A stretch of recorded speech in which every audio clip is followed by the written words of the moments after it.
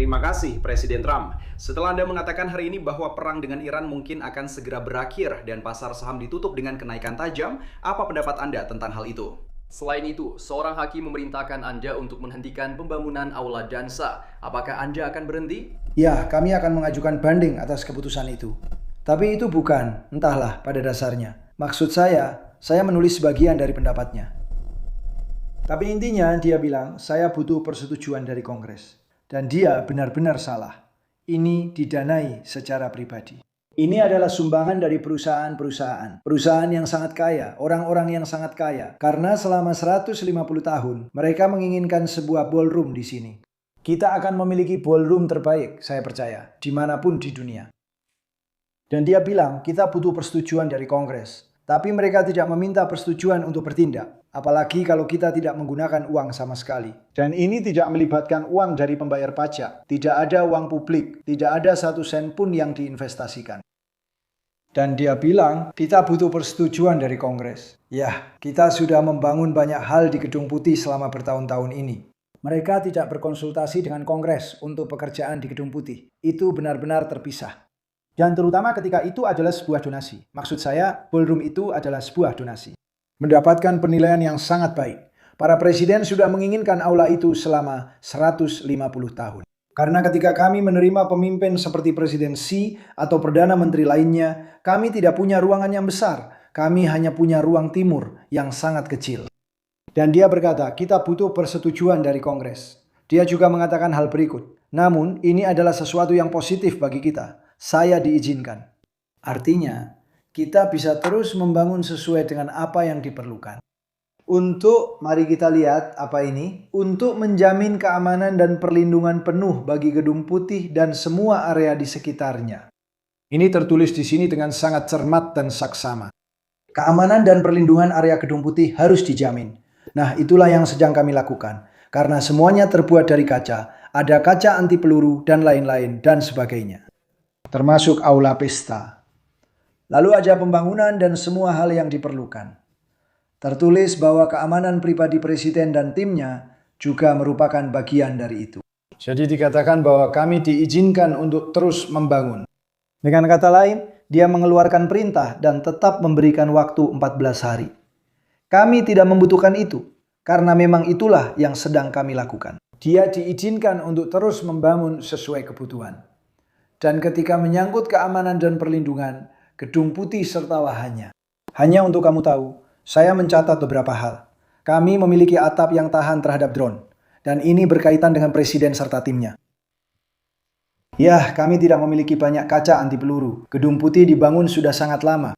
Ini memiliki tingkat tertinggi dari... Sebenarnya mereka menyebut grafik ini. Ini... grama o vidro, punya kamu. Ini tahan peluru dan tahan balistik. Ini sangat tebal, seperti ini. Dan akan setinggi 13 meter. Dan setiap jendela dilindungi, setiap pintu dilindungi. Atapnya tahan terhadap grul. Kami memiliki sistem pengolahan udara yang aman. Anda tahu, hal-hal buruk bisa terjadi di udara jika ada orang jahat. Kami memiliki perlindungan terhadap ancaman biologis di seluruh bangunan. Kami memiliki telekomunikasi dan sistem komunikasi yang aman di seluruh bangunan. Kami sedang membangun tempat perlindungan anti serangan udara. Kami sedang membangun rumah sakit dan fasilitas medis berskala besar. Kami memiliki semua hal itu. Jadi itu berarti saya bisa terus membangun sesuai kebutuhan. Pikirkan tentang itu, demi keamanan presiden. Kami memiliki semua hal itu. Jadi untuk hal itu, kami baik-baik saja. Di mana dia benar-benar salah dan membuat pernyataan yang ya sudah. Tapi di mana? Biar saya beri contoh. Kamu punya di sini sekitar 300 sampai 400 juta dolar. Tergantung pada finishingnya. Dengan menggunakan marmer atau pelapis dinding berbiaya tinggi, saya bisa mencapai 400. Kalau tidak, kita sudah lebih cepat dari jadwal. Kita di bawah anggaran. Tapi tergantung pada finishingnya. Finishing senilai 300 hingga 400 juta dolar sedang disumbangkan oleh orang-orang hebat. Orang-orang yang kalian semua kenal. Orang-orang mana, perusahaan besar.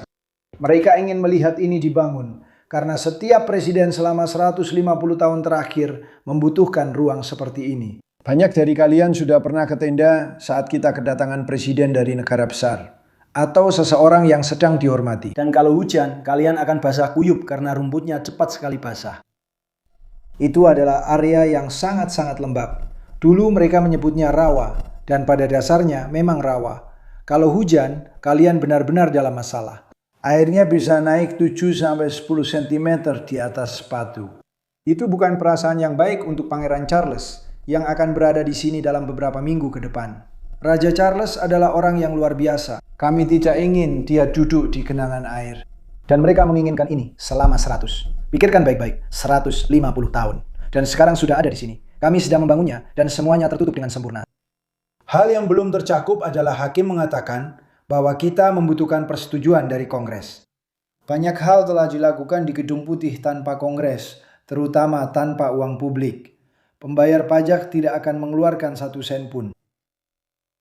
Gedung ini sudah dibutuhkan selama bertahun-tahun. Saya sudah membangun banyak aula dan saya tahu betul cara membangun. Ini tidak seperti Federal Reserve yang menghabiskan 4 miliar untuk sebuah proyek kecil. Gedung Federal Reserve itu menelan 4 miliar dolar. Kontraktor itu akan menjadi salah satu orang terkaya di dunia setelah selesai membangun Federal Reserve. Orang itu tidak kompeten. Jerome, si Powell yang lamban, benar-benar tidak kompeten. Dan dia harus segera keluar dari jabatannya. Dia melakukan pekerjaan yang buruk dan gagal mengawasi proyek ini. Kamu tahu itu? Mereka merobohkan sebagian dari gedung itu yang katanya salah satu yang terindah di Washington. Mereka menghancurkannya. Sebenarnya, kita tahu bahwa persetujuan Kongres tidak diperlukan untuk membangun sebuah ruang pesta. Banyak hal telah dibangun di sana tanpa pernah mendapatkan persetujuan dari Kongres. Terutama ketika semua uang sudah diinvestasikan. Itu adalah sumbangan dari orang-orang yang mencintai negara kita dan Gedung Putih dan merasa bahwa ini benar-benar diperlukan. Pak. Presiden, saya punya pertanyaan tentang Irak yang memengaruhi warga Amerika di negara itu. Harga bensin. Hari ini, jika mereka sudah mencapai $4. Itu $4 di negara yang tidak akan meluncurkan senjata nuklir dalam 6 bulan. Sementara itu, orang-orang Amerika merasakan dampaknya. Mereka merasa jauh lebih aman. Bagaimana membawa mereka kembali ke realitas? Yang perlu saya lakukan hanyalah keluar dari Iran. Dan kita akan melakukannya dalam waktu dekat. Lalu mereka akan anjlok. Dan saham-saham naik hari ini hampir mencapai rekor tertinggi. Karena mereka tahu 2 hal. Pertama, kita punya negara yang aman. Kita harus sedikit menyimpang. Karena ada orang gila bernama Khomeini yang sayangnya sudah tidak ada lagi di antara kita. Dan kita sudah mengalami perubahan rezim. Kita telah menjatuhkan satu rezim dan kemudian menjatuhkan yang kedua. Sekarang kita memiliki sekelompok orang yang sangat berbeda. Mereka jauh lebih masuk akal menurut saya. Jauh kurang radikal. Telah terjadi perubahan rezim. Kita sedang berurusan dengan orang-orang yang jauh lebih rasional. Ini luar biasa apa yang telah kita lakukan. Kita harus mengambil sedikit jalan memutar. Ketika pasar mencetak rekor beberapa minggu yang lalu. Mencapai 50.000 di DOL dan 7.000 di S dan P. Saya bilang ke orang-orang, ini saatnya mengambil jalan memutar. Karena kita punya orang gila yang ingin senjata nuklir. Kalau kita tidak menyingkirkannya dengan B2, kita pasti sudah punya senjata nuklir sekarang. Senjata itu pasti sudah digunakan sebelum hari ini. Dan mungkin kamu bahkan tidak akan ada di sana untuk menanyakan pertanyaan itu. Benar? Negara ini mengerti akan hal itu. Saya melihat CNN melakukan survei tentang pemilih MAGA. Dan survei saya hasilnya 100%. Tidak ada yang meliput survei itu. Mereka punya survei lain dengan tingkat persetujuan 92%.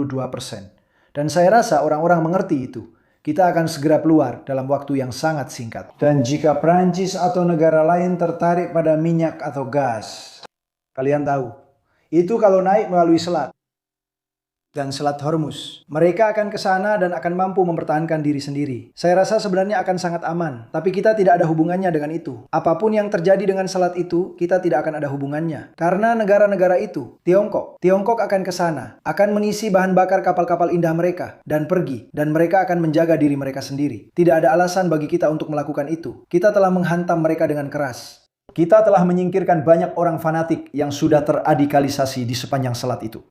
Tapi kalau mereka menginginkan sesuatu, Tapi saya akan bilang bahwa dalam waktu mungkin 2 atau 3 minggu, kami menghantam mereka dengan keras. Tadi malam kami menghancurkan beberapa pabrik rudal. Seperti yang mungkin sudah kamu baca. Kami menghancurkan. Permisi. Saya mohon maaf. Teori itu akan menjadi satu. Benar-benar hangus. Saya, sekitar 2 atau 3 Minggu. Ayo pergi. Tidak ada alasan untuk melakukan ini.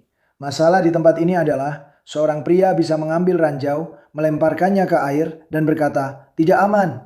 Bukan seperti kalau menghancurkan sebuah tentara atau negara. Mereka bisa meluncurkan ini. Atau bisa juga menggunakan senapan mesin dari pantai untuk menyerang kapal. Ou talvez míssil portátil. Itu Evin knows. Itu bukan untuk kita. Itu akan untuk Prancis dan siapapun yang menggunakan perdagangan ini. Tapi saya rasa ketika kita pergi, mungkin semuanya sudah selesai. Hari ini, saya dengar banyak kapal lewat sana. Kami sedang bernegosiasi dengan mereka sekarang. Mereka sudah kembali. Sekarang kita mengalami perubahan rezim. Perubahan rezim bukanlah salah satu tujuan saya. Saya hanya punya satu tujuan. Mereka tidak akan memiliki senjata nuklir, dan tujuan itu sudah tercapai. Mereka tidak akan memiliki senjata nuklir.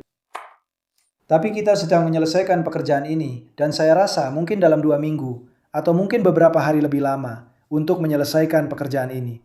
Tapi kami ingin benar-benar menghilangkan semua yang mereka miliki sekarang. Mungkin saja kami akan membuat kesepakatan sebelum itu. Ini akan menghantam jembatan-jembatan, dan kami sudah menghantam beberapa di antaranya. Kami akan menghantam beberapa jembatan. Kami sudah memikirkan beberapa target. Tapi kalau mereka mau duduk di meja perundingan, itu akan bagus. Tapi tidak masalah apakah mereka datang atau tidak. Kita sudah berhasil menunda mereka. Akan butuh waktu 15-20 tahun bagi mereka untuk menyadari dan membangun kembali apa yang telah kita lakukan terhadap mereka. Mereka tidak punya angkatan laut. Mereka tidak punya angkatan bersenjata. Mereka tidak punya angkatan udara. Mereka tidak punya telekomunikasi. Mereka tidak punya sistem pertahanan udara. Mereka tidak punya pemimpin. Para pemimpin mereka sudah pergi.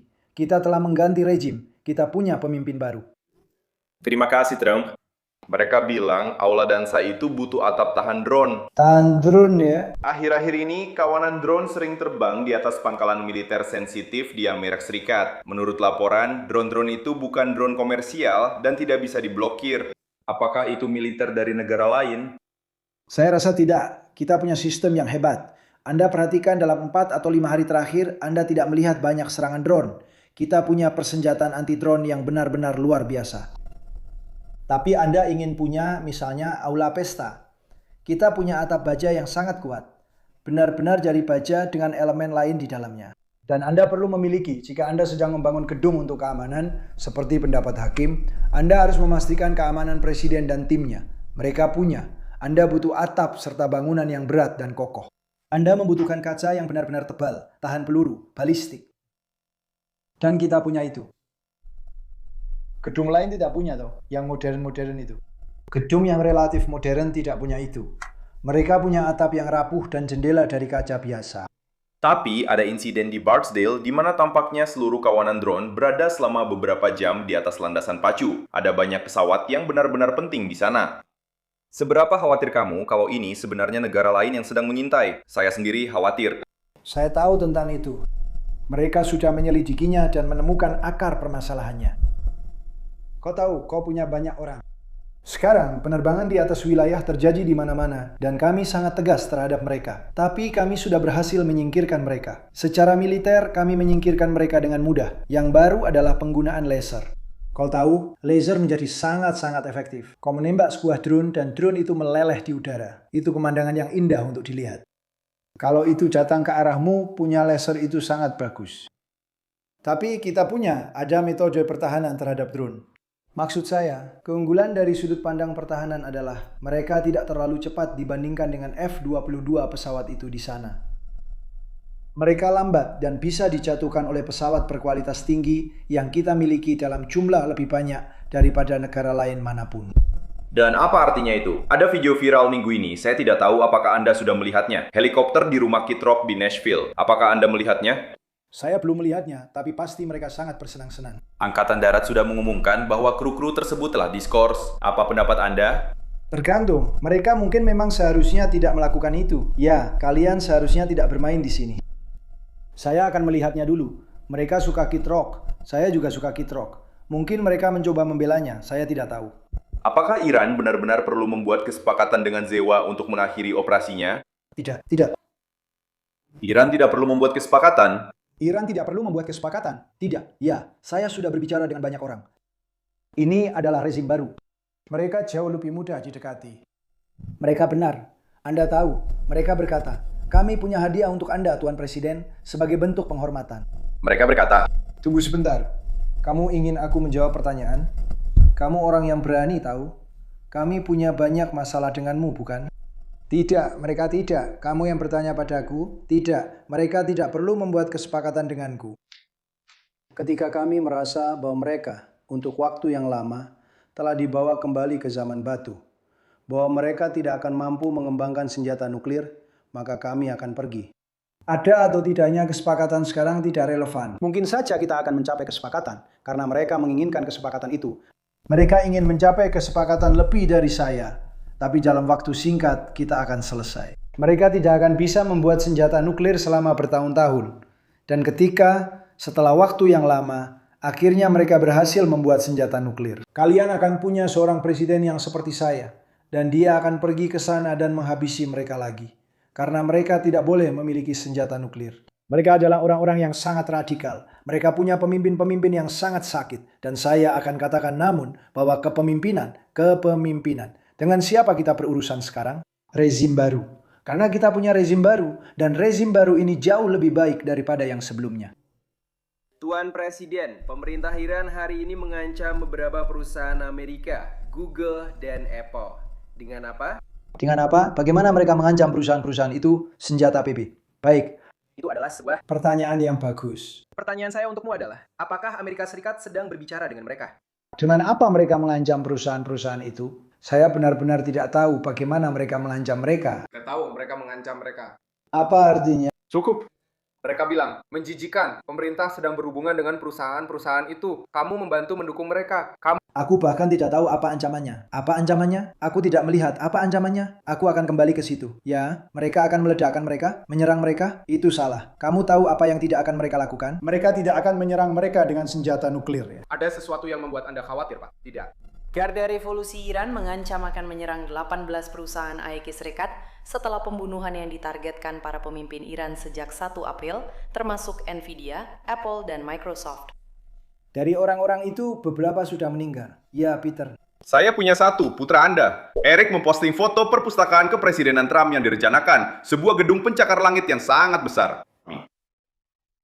Apakah semua itu sebuah perpustakaan? Apalagi yang akan ada di sana? Itu adalah perpustakaan dan museum pemerintahan. Tapi saya tidak akan mulai sampai saya keluar dari jabatan. Saya tidak percaya pada pembangunan perpustakaan atau museum. Itu benar-benar seperti milik Barack Hussein Obama di Chicago. Itu tidak berada di lokasi yang bagus, dan bangunannya kurang menarik, tertunda, dan melebihi anggaran. Saya rasa kalian akan melihat sesuatu yang luar biasa di sini. Diluncurkan tepat waktu dan sesuai anggaran. Lokasi terbaik di Miami. Mereka bilang ini adalah blok terbaik di Miami dan Dewan Negara Bagian. Orang-orang akan tinggal di lantai-lantainya. Tidak, kemungkinan besar akan menjadi hotel. Tahu kan, konsep ini bisa saja menjadi kantor, tapi kemungkinan besar akan menjadi hotel dengan bangunan indah di bawahnya. Dan sebuah Boeing 747 Air Force One di lobi yang akan menjadi tantangan. Besok Mahkamah Agung akan mendengarkan argumen tentang perintah eksekutif Anda yang mencoba mengakhiri hak warganegaraan berdasarkan kelahiran. Dan Kamu akan ke Mahkamah Agung besok, tinggal duduk dan mendengarkan. karena aku sudah mendengar argumen ini begitu lama. Dan ini tidak ada hubungannya dengan miliarder Tiongkok atau miliarder dari negara lain. Bahwa tiba-tiba ada 75 anak atau 59 anak dalam satu kasus, atau 10 anak yang menjadi warga negara Amerika. Ini tentang budak, dan jika kamu perhatikan, budak, kita sedang membicarakan budak dari perang saudara. Dan jika kamu melihat kapan itu diajukan, semua undang-undang ini, semua yang berkaitan dengan kewarganegaraan berdasarkan kelahiran, terjadi pada akhir perang saudara. Alasannya adalah karena itu berkaitan dengan bayi-bayi budak, perlindungan bagi bayi-bayi budak. Itu tidak ada hubungannya dengan perlindungan bagi para multimilioner dan miliarder yang ingin anak-anak mereka mendapatkan kewarganegaraan Amerika. Itu adalah hal paling absurd yang pernah saya lihat. Hal ini telah ditangani dengan sangat buruk oleh orang-orang di bidang hukum selama bertahun-tahun. Jika Anda melihat dokumen-dokumen asli tentang kewarganegaraan berdasarkan kelahiran, semuanya terjadi segera setelah Perang Saudara. Alasannya adalah karena itu berkaitan dengan bayi-bayi dari para budak. Dan saya harap ini menunjukkan bagaimana negara kita sedang dibohongi. Kita menerima semua orang ini, mereka menjual hak-hak kepada mereka. Orang-orang mencari nafkah, mendapatkan banyak uang, menerima ratusan ribu, bahkan jutaan dolar, karena membawa orang-orang, dan berkata, "Selamat, seluruh keluargamu akan menjadi warga negara Amerika Serikat, Amerika." Bukan untuk itu tujuannya. Bukan untuk para miliarder membawa orang atau keluarga mereka ke sini. Itu untuk anak-anak para budak. Dan apa yang sebenarnya perlu kamu lakukan? Dan menurutku, para pengacara tidak banyak membicarakan hal ini, yaitu memperhatikan kapan Perang Saudara berakhir dan memperhatikan tanggal saat hal itu diundangkan. Oke, ini sudah pernah sampai ke Mahkamah Agung. Apakah ini pertama kalinya kasus ini masuk ke pengadilan? Tidak, saya sudah pernah. Pembukaan Mahkamah Agung pada masa jabatan terakhir. Dan kepada hakim mana yang akan paling Anda perhatikan? Saya suka beberapa dari mereka. Saya tidak suka beberapa yang lain. Dan Anda tahu, katakan apa saja yang Anda mau. Tapi ada juga mereka yang diangkat oleh Barack Hussein, Obama, dan Biden. Tidak peduli sekasus Anda sebaik apapun, bahkan yang terbaik sekalipun, mereka akan memutuskan melawan Anda. Mereka selalu melakukannya, dan seharusnya tidak seperti itu. Sekarang, Partai Republik cenderung sangat berbeda. Mereka ingin menunjukkan betapa terhormatnya mereka. Seorang pria menunjuk mereka dan mereka memutuskan untuk menentangnya. Kami bangga memutuskan melawan Trump. Kami berada di atas semua itu. Ada yang bilang itu luar biasa dan ada juga yang bilang mereka sangat bodoh. Tapi Demokrat tidak pernah gagal dalam satu hal. Ketika Barack Hussein Obama atau ketika Biden menunjuk seseorang, mereka selalu mengikuti garis itu. Kamu bisa saja punya kasus terbaik dalam sejarah. Dan hampir, aku rasa aku harus bilang hampir. Mungkin aku bahkan tidak perlu bilang hampir. Tanpa pengecualian, orang-orang itu, 4 dari mereka, kadang-kadang 5, tapi biasanya 4, akan memilih melawanmu. Kamu tidak punya kesempatan untuk menang. Kamu tidak punya peluang. Dan bukan itu tujuan dari sistem peradilan. Orang-orang yang ditunjuk oleh Partai Republik bertindak seperti itu. Ini sudah terjadi selama bertahun-tahun, jauh sebelum masa saya. Beberapa orang akan menyebutnya kebodohan atau ketidaksetiaan. Yang lain akan mengatakan mereka benar. Saya tidak peduli apakah saya benar, tapi pihak lain jarang sekali melakukan itu. Hampir tidak pernah. Saya rasa Anda mungkin hanya bisa menemukan 1 atau 2 kasus.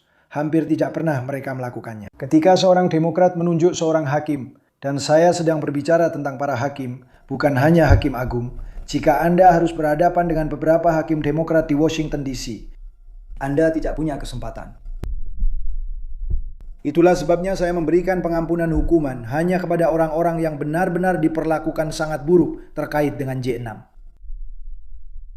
Saya hadir. Apakah Anda punya pertanyaan? Ayo, saya belum melihat Anda di sana. Anda sangat ramah. Mari kita mulai. Sekarang, dia akan memberikan saya pertanyaan yang sulit. Mereka bersatu. Saya rasa mungkin Anda akan punya veteran yang sangat saya hormati. Tapi para Demokrat bersatu menentang. Dan Anda membutuhkan suara mereka. Kecuali Anda melakukan sesuatu yang cerdas. Seperti mengakhiri apa yang disebut filibuster. Itulah yang seharusnya dilakukan Partai Republik. Tapi ada beberapa anggota Partai Republik yang mungkin tidak terlalu pintar. Karena Partai Demokrat akan melakukannya. Pada hari pertama, mungkin di jam pertama. Pertanyaannya adalah, apakah itu akan dilakukan pada jam pertama atau hari pertama? Siapa yang bisa percaya bahwa seseorang, Anda bahkan tidak bisa membawa ini ke sidang pleno agar seseorang bisa memilih mendukungnya? Pikirkan itu. Bukti kewarganegaraan untuk tujuan identifikasi pemilih. Dan kami juga menambahkan satu lagi, kami menambahkan opsi pemungutan suara melalui surat.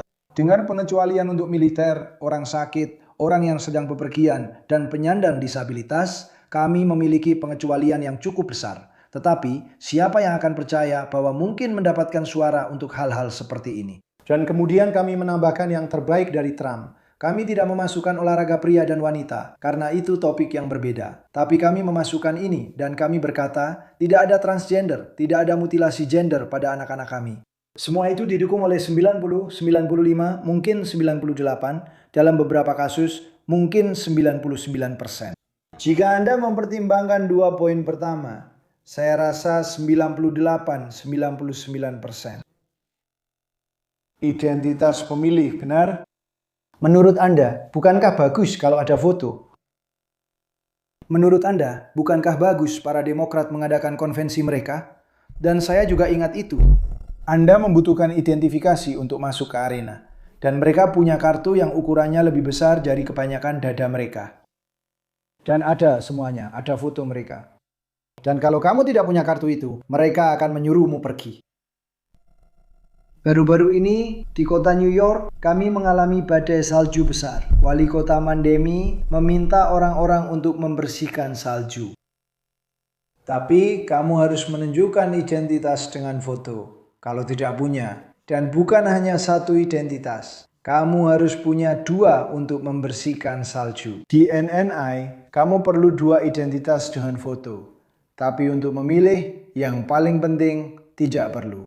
Demokrat tidak mau identitas karena mereka ingin curang. Mas, masalahnya kita butuh suara mereka. Untuk mendapatkannya, kamu perlu suara mereka. Lihat, mereka tahu kebijakan mereka buruk. Mereka tahu kalau mereka memberikan suara itu, mereka mungkin tidak akan pernah menang pemilu lagi. Mereka sedang bertengkar. Yang mana? Mereka sebenarnya sedang berjuang demi kelangsungan hidup mereka sendiri karena kebijakan mereka. Partai Republik punya kebijakan yang hebat, kebijakan yang cerdas, perbatasan yang kuat, suku bunga rendah, dan pajak yang rendah. Kami memberikan kalian pemotongan pajak terbesar dalam sejarah. Kami ingin militer yang kuat. Dan hari ini kita memiliki angkatan bersenjata yang paling kuat. Lihat apa yang terjadi di Venezuela. Itu adalah sesuatu yang luar biasa. Orang-orang mengatakan itu adalah manuver militer terbesar yang pernah mereka lihat. Lihat apa yang terjadi di Iran. Maksud saya, kita benar-benar tanpa batasan. Semuanya hancur karena pemboman. Mereka tidak punya pertahanan udara. Mereka tidak punya apa-apa. Mereka tidak punya hal buruk. Lihatlah angkatan bersenjata kita. Para Demokrat tidak menginginkan itu. Dan ketika saya membaca New York Times, mereka bilang mereka bertarung dengan baik. Padahal mereka tidak bertarung dan bahkan tidak menembak. Di pihak kita, semuanya baik-baik saja. Kita punya pesawat benar-benar menguasai langit. Kita punya pesawat. Yang dua itu kita punya pesawat keren. Lincoln dengan sentuhan modern. Benjamin Franklin yang hebat dengan sentuhan modern. Tapi pikirkanlah itu. Mereka sedang terbang di langit Teheran. Bahkan tidak diserang karena peralatan mereka sudah benar-benar hancur. Mereka tidak punya apa-apa untuk ditembakkan. Kita punya. Mereka tidak punya angkatan laut. Tidak punya apa-apa. Dan coba pikirkan. Mereka tidak punya angkatan laut. Mereka tidak punya angkatan bersenjata, tidak punya apa-apa. Mereka sedang kalah, mengakui kekalahan, dan memohon untuk membuat kesepakatan. Dan jika Anda membaca New York Times palsu, sebuah surat kabar korup yang sedang saya gugat dan saya rasa saya akan menang besar, tapi Anda hampir berpikir, pihak yang menang itu sangat curang. Tapi hanya untuk menutup soal The New York Times, jika Anda membaca New York Times sebelum kemenangan pemilu saya, terutama edisi pertama dan juga edisi kedua, saya menang 3 kali. Saya menang 3 kali dengan meyakinkan, tapi mari kita bahas kemenangan ketiga. Jika Anda membaca New York Times, Anda akan berkata, Trump akan kalah. Tapi saya menang dengan selisih yang sangat besar. Saya menang suara populer. Saya menang di Electoral College. Dengan selisih yang sangat besar, benar? Sangat besar, saya menang. Di kabupaten-kabupaten, 86% kabupaten dimenangkan. Semua hal itu. Memenangkan suara populer untuk seorang Republikan itu, tahu kan, sesuatu yang luar biasa. Tapi kalau kamu membaca New York Times selama berbulan-bulan, kamu akan mendengar hal-hal seperti, Trump tampil sangat buruk. Kita perlu membenahi media kita. Alasan mengapa sirkulasi mereka sangat rendah, sirkulasi The New York Times, seperti yang kamu tahu, sudah turun drastis. The Washington Post hampir punah. Atau surat kabar yang tidak jujur, surat kabar pada umumnya. Orang-orang tidak percaya pada media. Dan sebagai penutup, saya menerima 93% pemberitaan negatif. Beberapa orang bilang 97%, tapi angkanya ada di antara itu dengan 97% berita negatif. Mungkin Caroline sedang melakukan pekerjaan yang buruk, saya tidak tahu. Dia adalah perwakilan saya. Pekerjaannya sangat buruk, tapi kami tetap mempertahankannya. Saya rasa begitu. Saya menerima 93-97% pemberitaan negatif, semuanya palsu. Saya menang telak ketika Anda menerima 93-97% berita dan kritik negatif. Dan tetap menang, tahu apa artinya? Rakyat tidak percaya pada media, dan ketika mereka tidak percaya pada media, itu sangat buruk bagi negara. Melihat New York Times atau Washington Post, mereka sangat tidak jujur. Wall Street Journal juga hanya memuat berita-berita buruk. Saya tidak tahu apa yang terjadi, tapi mereka memang buruk. Sirkulasi mereka turun drastis. Wall Street Journal. Saya tidak tahu apakah Anda sudah melihat angka-angka kemarin. New York Times turun drastis, Wall Street Journal dan Washington Post juga turun. Karena orang-orang sudah tidak percaya lagi pada mereka. Dan bahkan bukan soal surat kabarnya, bukan soal B. Mas, mereka sudah tidak punya kredibilitas lagi. Dan itu sangat menyedihkan bagi negara kita. Terima kasih banyak kepada semuanya. Apakah Anda berpikir untuk mencalonkan diri, Pak Presiden?